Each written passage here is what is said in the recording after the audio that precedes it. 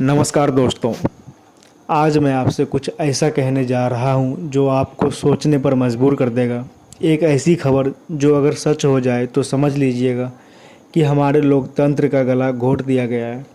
कल्पना कीजिए, सोच कर देखिए कि एक सुबह आप उठते हैं और टीवी पर एक ब्रेकिंग न्यूज़ देखते हैं। सोनम वांगचुक गिरफ्तार, चीन के एजेंट होने का शक। हाँ, क्या सुनकर झटका लगा? आपके पैरों तले ज़मीन खिसक गई। मेरा भी यही हाल हुआ था जब मैंने इस काल्पनिक स्थिति के बारे में सोचा।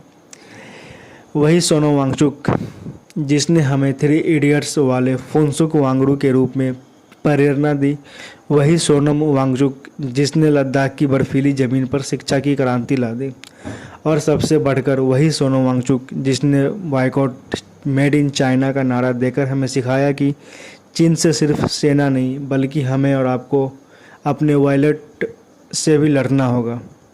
और आज हमारी सरकार उसी इंसान को पकड़कर कहती है वो चीन का एजेंट है।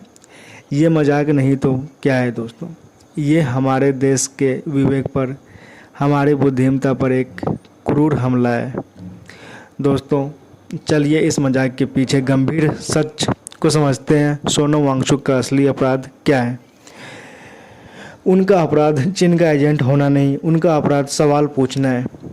वो महीनों सालों से लद्दाख के लिए लड़ रहे हैं। अगर आप व्हाट्सएप यूनिवर्सिटी से दूर हटकर किसी और दुनिया में अगर आप हैं तो आपको पता होगा कि वो लद्दाख के लिए कितने सालों से और किन किन वेदर में वो कितना टेम्परेचर से लड़ के वो उस प्रोटेस्ट को अंजाम दिया था।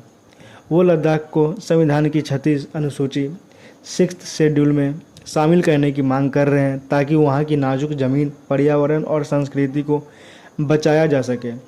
वो सरकार से चीख चीख कर कह रहे हैं कि लद्दाख की ज़मीनों को बड़े बड़े कॉरपोरेट के हाथ बेचना बंद करो। उनका सबसे बड़ा अपराध ये है कि वो सरकार से सवाल पूछते हैं कि चीन हमारी ज़मीन पर कितना अंदर घुस आया है। वो उन सैटेलाइट तस्वीरों को, चरवाहों की गवाहियों को सामने रखते हैं जो बताती है कि हमारी ज़मीनें सीमाएं सिकुड़ रही है। और जब सरकार इन सवालों का जवाब नहीं दे पाती है, जब सरकार की चुप्पी देश के सामने बेनकाब होने लगती है, तो वो क्या करती है? वो एक पुराना आजमाया हुआ फार्मूला निकालती है। जो सवाल पूछते हैं उसे देशद्रोही घोषित कर दो। लगभग 7-8 सालों से हमारे देश में यही हो रहा है। यह सरकार का एक पुराना प्लेबुक है दोस्तों। आप लोग जानते होंगे कि इसका क्या क्या स्टेप सरकार लेती है किसी को जेल में डालने के लिए। पहला स्टेप तो ये है कि अगर जो सवाल पूछते हैं उसे इग्नोर करो, सोचो कि वो थक कर चुप हो जाएगा। सेकंड स्टेप ये है कि जब वो चुप ना हो तो उसे बदनाम करना शुरू कर दो। उस पर नक्सल, टुकड़े टुकड़े गैंग जैसे आंदोलनजीवी को सोशल मीडिया पर उसके खिलाफ IT सेल वालों को छोड़ दो। जब वो फिर भी ना डरे तो सरकारी एजेंसी का इस्तेमाल करो, जैसे कि ED, CBI, इनकम टैक्स और कई छापे डलवाओ, उससे धमकाओ। अगर वो ये सबसे भी बच जाए, तब जब कुछ भी काम ना करे तो आखिरी हथियार इस्तेमाल करो, उसे पकड़ो, जेल में डालो और उस पर राष्ट्र विरोधी होने का, एंटी नेशनल होने का थप्पा लगा दो। सोनम वांगचुक के केस में भी कुछ ऐसा ही है दोस्तों।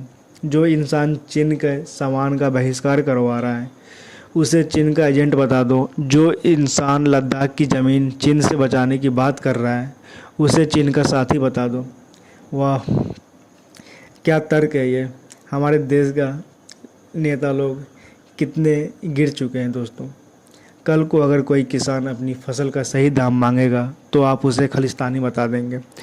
कल छात्र बेहतर शिक्षा मांगेगा तो आप उसे जिहादी बता देंगे। और पर्यावरण कार्यकर्ता जंगलों को बचाने के लिए बात करेंगे तो आप उसे विदेशी एजेंट बता देंगे।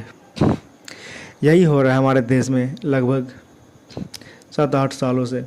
आज सवाल सिर्फ सोनम वांगचुक का नहीं, सवाल हम सबका है। सवाल यह है कि हम एक ऐसे भारत में रहना चाहते हैं जहां सरकार से सवाल पूछना सबसे बड़ा गुनाह है।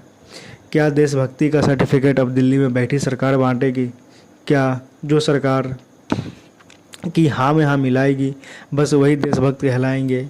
आप हमारी इंडियन मीडिया को देख लीजिए, कितना वो जो इंसान 20 डिग्री टेम्परेचर में बिना कुछ खाए पिए अपने लोगों के लिए, अपनी ज़मीन के लिए, देश की सीमा के लिए अनशन कर रहा हो, वो देशद्रोही है। जो लोग बंद एसी कमरे में बैठकर सिर्फ नफ़रत और प्रोपेगेंडा फैलाता है, वो राष्ट्रवादी है। यह परिभाषा हमारे देश में अभी लागू हो रहा है इन बीजेपी के राज्यों में और इन बीजेपी की सरकारों में। आज उन्हें सोनम वांगचुक के लिए यह सोचता है, कल वो आपके लिए और मेरे लिए सोचेंगे। हर उस आवाज़ के लिए सोचेंगे जो उनके हाँ में हाँ नहीं मिलाएगी। तो हमें और आपको करना क्या चाहिए इसके खिलाफ? चुप मत बैठिए दोस्तों, इस अन्याय के खिलाफ बोलिए। आज यह सिर्फ एक कल्पना है, लेकिन जिस रास्ते पर हमारा देश चल रहा है, यह कल एक हकीकत बन सकती है। जानकारी को हथियार बनाइए, पढ़िए कि 6th शेड्यूल क्या है, समझिए कि लद्दाख के लोगों को क्यों आंदोलन करना पड़ रहा है, और सबसे ज़रूरी फेक न्यूज़ और व्हाट्सएप यूनिवर्सिटी के प्रोपेगेंडा से खुद को बचाइए। इस वीडियो को शेयर करिए। याद रखिएगा, सरकार आती जाती रहेगी, देश हमेशा यही रहेगा, और देश बनता है अपने नागरिकों से, उनके सवालों से, न कि सरकारों के फरमानों से। जय हिंद दोस्तों।